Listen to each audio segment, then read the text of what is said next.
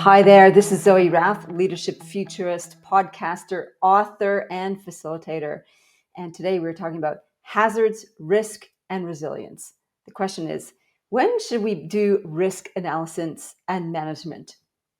Pretty much all the time. When I first arrived in Australia to lead trips with Outward Bound, I didn't know much about Australia. Call me naive, call me innocent, call me just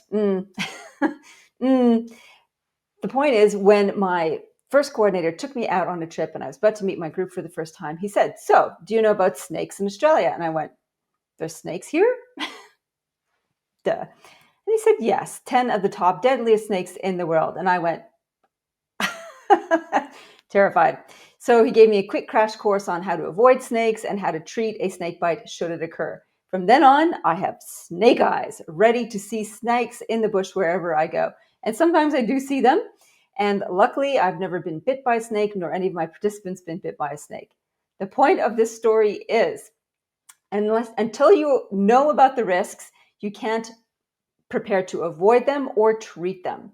So this is about learning what risks are out there when it comes to resilience in ourselves, our businesses, and our communities, and being able to prepare for any threats to that resilience.